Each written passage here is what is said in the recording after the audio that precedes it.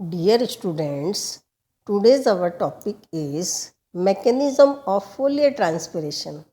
जैसा कि आप सभी जानते हैं, लीफ की सभी लिविंग सेल्स में वैक्यूल्स पाई जाती हैं और उन वैक्यूल्स में जल भरा रहता है। इनका प्रोटोप्लास्ट और सेल वॉल ये दोनों भी जल से सैचुरेटेड होते हैं। इन कोशिकाओं को वाटर या जल लीफ की वेंस यानी कि ट्रैकेट्स और वेसल्स से प्राप्त होता है। इस प्रकार सभी कोशिकाएं टर्जिड अवस्था में पाई जाती हैं। चूँकि इंटरसेलुलर स्पेस का डीपीडी यानी कि diffusion pressure deficient turgid cells की तुलना में अधिक होता है, अतः टर्जिड सेल्स से वाटर ऑस्मोसिस के द्वारा इंटरसेलुलर स्पेसिस में आ जाता है। इस क्रिया के फलस्वरूप इंटरसेलुलर स्पेसिस भी सैचुरेटेड हो जाते हैं।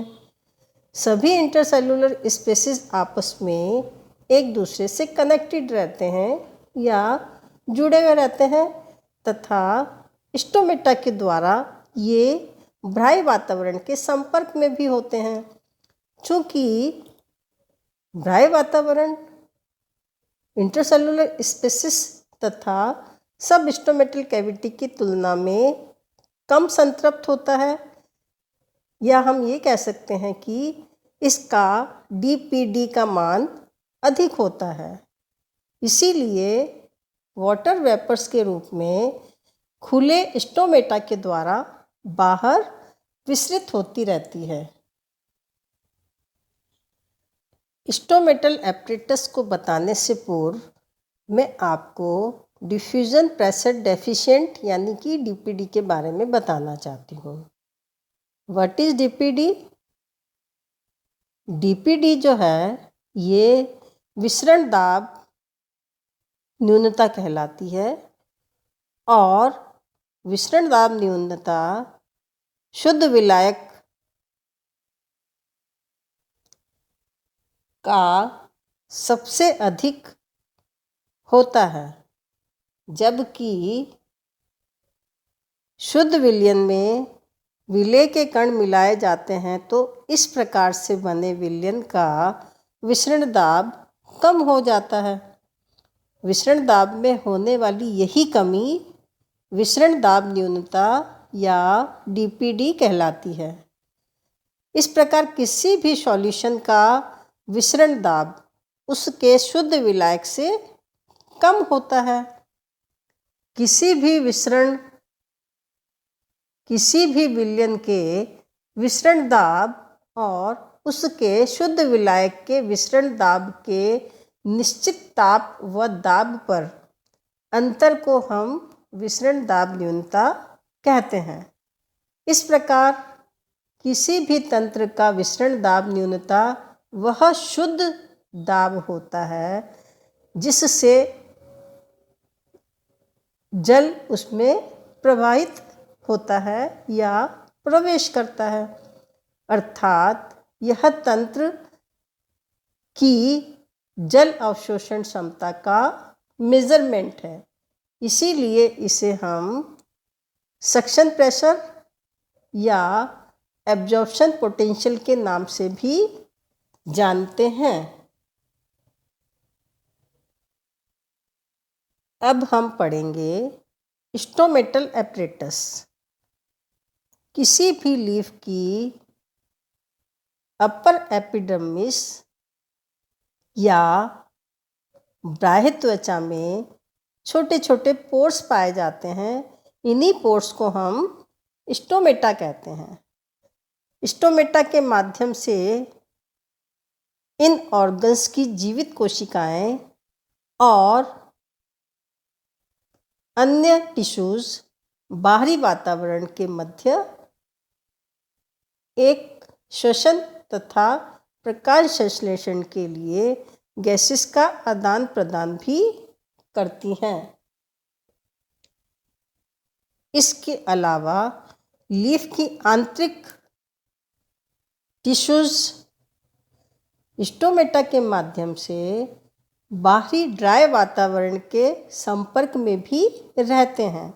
जिसके फलस्वरूप ट्रांसपिरेशन होता रहता है। स्टोमेटा का पोर लगभग 3 to 12 म्यू चौड़ा यानी कि एलिप्टिकल शेप का होता है और इसकी लंबाई 10 to 40 म्यू के करीब होती है। यदि हम किसी भी स्टोमेटा को देखें तो हम देखेंगे कि प्रत्येक स्टोमेटा का पोर 2 स्पेशल किडनी शेप या अर्धचंद्राकार सेल से बना रहता है, जिसे हम गार्ड सेल्स भी कह सकते हैं। कुछ मोनोकोट प्लांट्स ऐसे होते हैं जिनमें गार्ड सेल्स डंबल शेप होती है। गार्ड सेल्स शेष एपिडर्मल सेल्स से भिन्न आकार की होती हैं और एपिडर्मल सेल से घिरी हुई रहती हैं। इन्हीं एपिडर्मल सेल्स को हम सब्सिडरी सेल्स भी कहते हैं। गार्ड सेल्स की अंदर की दीवारें जो कि स्टोमेटा पोर की तरफ होती हैं थिक तथा बाहर की दीवारें थिन यानी कि पतली होती हैं। इन सेल्स में न्यूक्लियस, साइटोप्लाज्म,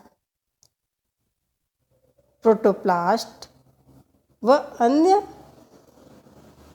ऑयल्स उपस्थित होते हैं और इनकी वॉल की संरचना इस प्रकार से होती है कि ये टर्जिड अवस्था में जब होती हैं तो उस समय पोर या रंध्र खुल जाते हैं तथा जब गार्ड सेल्स फ्लैसिड अवस्था में रहती है या शिथिल अवस्था में रहती है तो पोर्स बंद हो जाते हैं। स्टोमेटा भीतर की ओर इंटरसेलुलर स्पेसिस में खुलता है। इस इंटरसेलुलर स्पेसिस को हम सबस्टोमेटल चैम्बर या सबस्टोमेटल कैविटी भी कह सकते हैं। पोर या stomata guard cells, subsidiary cells और सबस्टोमेटल कैविटी का सामूहिक रूप ही है जिसे हम स्टोमेटल एपरेटस भी कह सकते हैं। अब हम पढ़ेंगे डिस्ट्रीब्यूशन ऑफ स्टोमेटा। जैसा कि आप सभी जानते हैं, डाइकोट प्लांट्स में स्टोमेटा प्रायः लोअर सरफेस पर, जबकि मोनोकोट प्लांट्स में या आइसोबायलेटरल लीव्स में दोनों ही सरफेस यानी कि अपर सरफेस और लोअर सरफेस दोनों ही सरफेस पर स्टोमेटा या पोर या रंध्र उपस्थित होते हैं। इसके अतिरिक्त डाइकोट लीफ में स्टोमेटा इरेगुलरली डिस्ट्रीब्यूटेड होते हैं, जबकि मोनोकोट प्लांट्स के अंदर स्टोमेटा एक लॉन्गिट्यूडनल रो के रूप में अरेंज होते हैं। यदि हम जीरोफिटिक प्लांट्स को देखें तो हम देखेंगे कि जीरोफिटिक प्लांट्स में स्टोमेटा या रंध्र संकन टाइप के होते हैं, यानी कि गर्त या खांच के अंदर पाए जाते हैं, जिसे हम स्टोमेटल पिट के नाम से भी जान सकते हैं। म्यूजोफाइट्स स्पीसीज में स्टोमेटा सरफेस लेवल पर ही स्थित होते हैं, जबकि हाइड्रोफिटिक प्लांट्स में स्टोमेटा लीफ की सरफेस पर उभरी हुई अवस्था में पाए जाते हैं या कभी कभी ये एब्सेंट भी हो सकते हैं और इनएक्टिव होते हैं या पैसिव होते हैं या निष्क्रिय होते हैं। लीफ की दोनों सरफेस पर यदि रंध्रों का डिस्ट्रीब्यूशन देखें तो डिस्ट्रीब्यूशन के बेसिस पर प्लांट्स को 5 पार्ट्स में हम डिवाइड कर सकते हैं। The first is Apple and mulberry type. Stomata केवल लोअर सरफेस पर ही उपस्थित होते हैं और इस प्रकार के टाइप में लीव्स हाइपोस्टोमेटिक कहलाती है। फॉर एग्जाम्पल एप्पल, बनायन यानी कि बरगद एंड मलबरी यानी कि शहतूत। And the second type is potato type. इस टाइप में स्टोमेटा दोनों सरफेस पर उपस्थित होते हैं, परंतु लोअर सरफेस पर अपर सरफेस की तुलना में स्टोमेटा अधिक होते हैं। इस प्रकार लीफ एम्फीस्टोमेटिक कहलाती है। For example potato, tomato, P and sunflower. The third type is oat type. इस टाइप में लीफ की दोनों सरफेस पर स्टोमेटा लगभग इक्वल नंबर्स में उपस्थित होते हैं। इनको भी हम एम्फीस्टोमेटिक कहते हैं। फॉर एग्जाम्पल वीट, ओट, कोचिया, barley etcetera. The fourth type is water lily type. Water lily type में स्टोमेटा केवल अपर सरफेस पर ही पाए जाते हैं और इस प्रकार की जो लीव्स हैं वो एपिस्टोमेटिक कहलाती हैं। एपिस्टोमेटिक लीफ के एग्जाम्पल हैं निम्फिया, विक्टोरिया और अन्य प्रकार के फ्लोटिंग जो स्पीसीज हैं जो कि हाइड्रोफाइटिक स्पीसीज हैं वो इसमें आती हैं।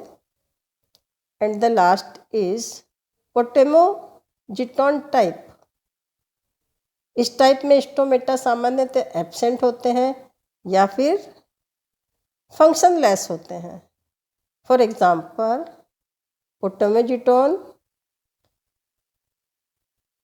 वेलिस्नेरिया और अन्य जल निमग्न हाइड्रोफिटिक स्पीसीज। जैसा कि मैंने आपको बताया कि किसी भी प्लांट में स्टोमेटा की जो फ्रीक्वेंसी है वो 5 तरह की होती है। अब हम पढ़ेंगे स्टोमेटल मूवमेंट। स्टोमेटा का खुलना और बंद होना स्टोमेटल मूवमेंट कहलाता है, जो कि गार्ड सेल्स के द्वारा कंट्रोल होता है। ये गार्ड सेल्स जब टर्जिड अवस्था में होती है तो इनकी बाहरी पतली और लचीली भित्ति पर बाहर की ओर एक प्रेशर पड़ता है और इस प्रेशर की वजह से ही ये बाहर की ओर खिंच जाती है। इसकी मोटी भित्ति या थिक वॉल इस खिंचाव के कारण अवतल हो जाती है, जिससे कि पोर या रंध्र ओपन हो जाते हैं या फिर खुल जाते हैं। इसके विपरीत जब गार्ड सेल्स फ्लैसिड अवस्था में होती है या शिथिल अवस्था में होती है तो इसकी वॉल यानी कि भीतरी वॉल अपनी वास्तविक स्थिति में आ जाती है और जिससे पोर या स्टोमेटा पुनः बंद हो जाते हैं। गार्ड सेल्स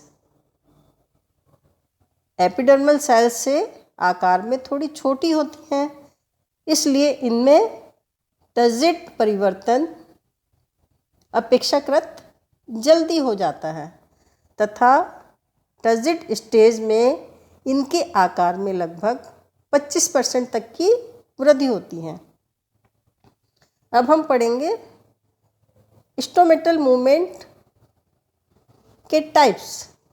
स्टोमेटल मूवमेंट्स के 5 टाइप्स हैं।